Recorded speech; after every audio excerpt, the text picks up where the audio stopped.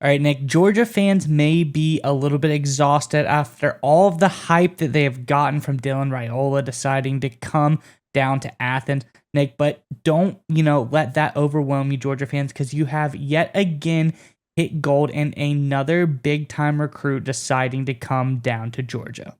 Yeah, Miles, this is the biggest, clearest example of the rich getting richer. The Georgia Bulldogs continue to have an outstanding offseason. They look to go for the unprecedented three-peat. But before we look toward the future, let's take a step back and go back in the history of the Georgia Bulldogs football program. And while we're talking about Dylan Raiola and we're talking about the quarterback position for the Georgia Bulldogs, let's switch a little bit to the wide receiver position. There's been a lot of great wide receivers in Georgia Bulldogs history. So give me the guy who you think is the best in all-time Georgia history, the best wide receiver to ever play for the Bulldogs. Give us that guy in the comment section below.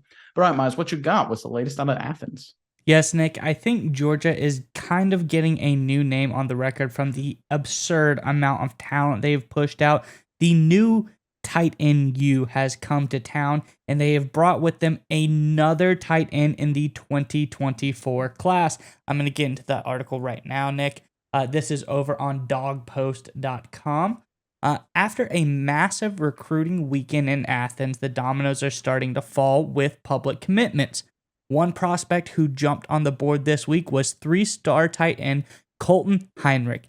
He may not be as highly ranked as Brock Bowers, Darnell Washington, Oscar Delp, and Georgia's two incoming tight ends from the 2023 class, but if Todd Hartley wants your commitment, that means you're one heck of a player. The 6'3", 230-pounder spoke with Dog Post about why he chose Georgia and what stands out most about the tight end coach Todd Hartley. He said, the best part of my visit was getting the chance to work out with Dylan Raiola, Heinrich said. He set up a little throwing session at a local high school, and it was awesome. UGA is special because of its culture. They treat everyone like family, and they're always competing, which gets everyone going, and they know how to use the heck out of the tight ends. Nick, this seems like a really great match.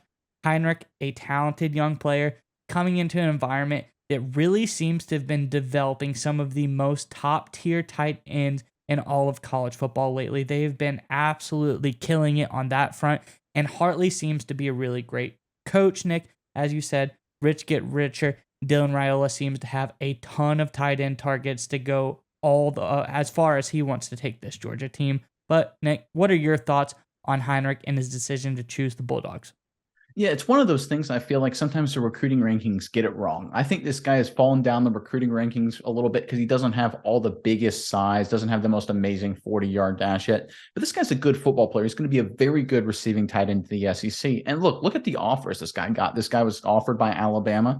This guy was offered by North Carolina, big offensive team. How about offered by Ohio State, right? Obviously, they're a program that loves to use the tight end. They're a very explosive passing team over the past decade as well. So all of the big-time passing offenses in college football were looking at this kid and thought he could be a potential major addition. And the fact that Georgia was able to get him, to me, shows that the addition of Raiola puts this team on a different trajectory. This kind of reminds me a little bit of the Alabama era when they shifted from the power football days and they got into the Tuas, the Mac Jones, and things like that. And they became a high-powered offense year in and year out. I think we're seeing Georgia go through that same evolution. They won a lot, obviously, with that incredible defensive front. Stetson Bennett was good and sometimes spectacular, but he wasn't the elite top-flight quarterback that a guy like Raiola could potentially be. What Raiola is now doing, we talk about good recruiting begets better recruiting, is we're seeing this shift now. They're not just going to be a defensive juggernaut. They're shifting into an offensive, high-powered juggernaut. And if Georgia can completely flip that switch on the offensive side of the ball as well, look out. There may not be a team that can compete with them because the whole argument of them versus a team like Alabama was that, or maybe a team like Ohio State was like, well, maybe Alabama or Ohio State could outscore them in a college football playoff. Maybe if they lose a few of their defensive guys to the draft, they won't be able to stop them quite enough to win. If Georgia can add long-term offensive firepower, and it looks like they are, there literally is no team that can hang with them. Not Ohio State, certainly not Michigan, certainly not Alabama, certainly not LSU, certainly not Tennessee. I think Georgia is very close to becoming the clear number one, undisputed, dominant power in college football starting over the next couple of years, especially when Raiola comes to town. And I think the Heinrich edition is further proof that transition is happening, and it's going to be a dynamic force to watch. Yeah, Nick. And I think another thing, you give Georgia a comp to another team right now. I think one thing else that they're doing kind of reminds me a little bit of Clemson's rise to power. and that's focusing on the smaller coaching positions, making sure you have elite level coaches. And I think Hartley has done an excellent job in selecting this tight end talent. We talk about Brock Bowers, we talk about Darnell Washington, who Hartley personally recruited that 5-star. They have the next 5-star coming in 2023 in Elias Williams as well. And then we look at Colton Heinrich.